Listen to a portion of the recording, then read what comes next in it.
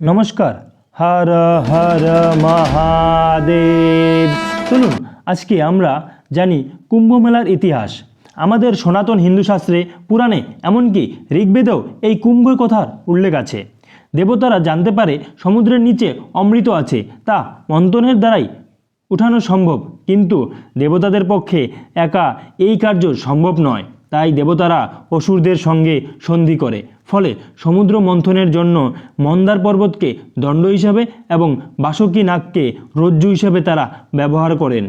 মন্দার পর্বতকে বাসুকী নাগ পেঁচিয়ে ধরে বাসুকী নাগের এক প্রান্তে দেবতারা এবং অপর প্রান্তে অসুররা সমুদ্র মন্থন আরম্ভ হলো। বিভিন্ন শাস্ত্রে বর্ণিত আছে, সেই মন্থনের ফলে লক্ষ্মী দেবী সমেত অনেক মহামূল্যবান রত্ন উঠেছিল। তারপর শেষে ধন্বন্তরী অমৃতপূর্ণ কলস নিয়ে উঠে আসে। এই অমৃত হচ্ছে সেই শক্তি যা শুভ চিন্তাবুদ্ধি ব্যক্তির হাতে পড়লে তা জগতের কল্যাণ হবে, অপরপক্ষে অশুভ ব্যক্তির হাতে পড়লে তা জগতের বিনাশের কারণ হবে। বিষ্ণু পুরাণে উল্লেখ আছে, ভগবান শ্রীবিষ্ণু তার বাহন গরুর দেবকে নির্দেশ দিয়েছিলেন ধন্বন্তরীর কাছ থেকে সেই অমৃত কলস নিয়ে অন্য চলে যেতে। কারণ ভগবান শ্রীবিষ্ণু বুঝেছিলেন দেবতারা হলো দৈবিক শক্তির অধিকারী, তাই দেবতাদের অমৃত পেলে জগতের মঙ্গল হবে। অপরপক্ষে অসুররা হলো আসরিক শক্তির অধিকারী, তাই অসুররা যদি অমৃত পায় তবে জগতের সৃষ্টিকে বিনাশ করে দিবে। ফলে গরুরদেব অমৃতপূর্ণ কলস নিয়ে এদিক ওদিক ছুটোছুটি করার সময় 4 জায়গায় বিশ্রাম নিয়েছিলেন।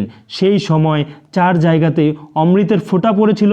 সেই 4 জায়গা হলো বর্তমান ভারতবর্ষের প্রয়াগরাজ, হরিদ্বার, নাসিক ও উজ্জয়িনী নামে পরিচিত। এই 4 স্থানে অমৃতের ফোঁটা পড়েছিল বলে সমগ্র বিশ্বের মধ্যে এই 4 স্থানেই কুম্ভ মেলা অনুষ্ঠিত হয়। অসুররা কিন্তু সহজে ছেড়ে দেবার পাত্র নয়, ফলে অসুররা দেবতাদের সঙ্গে যুদ্ধের ঘোষণা করে। এই অমৃত নিয়ে দেবাসুরের মধ্যে মোট 12 দিন যুদ্ধ হয়েছিল। দেবতাদের 12 দিন আমাদের মনুষ্যকুলের কাছে 12 বছরের সমান। তাই প্রতি 12 বছর অন্তর মহাকুম্ভ মেলার সূচনা হয়। তবে প্রতি 6 বছর অন্তর প্রয়াগরাজ ও হরিদ্বারে অর্ধকুম্ভের সূচনা হয়। এক্ষেত্রে যেটা বিশেষ উল্লেখযোগ্য তা হলো 12টা মহাকুম্ভ নিয়ে, অর্থাৎ প্রতি 144 বছর পর পূর্ণ মহাকুম্ভের সূচনা হয়, যা কেবলমাত্র গঙ্গা, যমুনা ও সরস্বতী নদীর সঙ্গমস্থল ভারতবর্ষের উত্তরপ্রদেশ রাজ্যের প্রয়াগরাজ নামক স্থানেই হয়। তবে শুধুমাত্র শাস্ত্রীয় গ্রন্থে নয়, বৈজ্ঞানিকভাবেও প্রমাণিত যে গ্রহদের মধ্যে বৃহস্পতি এই কুম্ভ মেলাতে একটি বিশেষ গুরুত্বপূর্ণ ভূমিকা রাখে। কারণ বৃহস্পতি গ্রহের একবার প্রদক্ষিণ করতে সময় লাগে 12 বছর। তাই 12 বছর পর বৃহস্পতি গ্রহ যখন কুম্ভ রাশিতে প্রবেশ করে তখনই মহাকুম্ভ মেলার সূচনা হয়।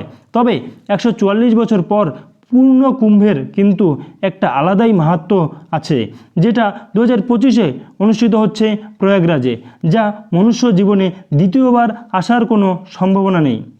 সকলকে নমস্কার জানিয়ে ভিডিওটি এখানেই শেষ করছি। আমাদের ভিডিও ভালো লাগলে সবাই চ্যানেলটিকে সাবস্ক্রাইব করে আমাদের পাশে থাকবেন এবং কমেন্ট করে যেতে ভুলবেন না কিন্তু।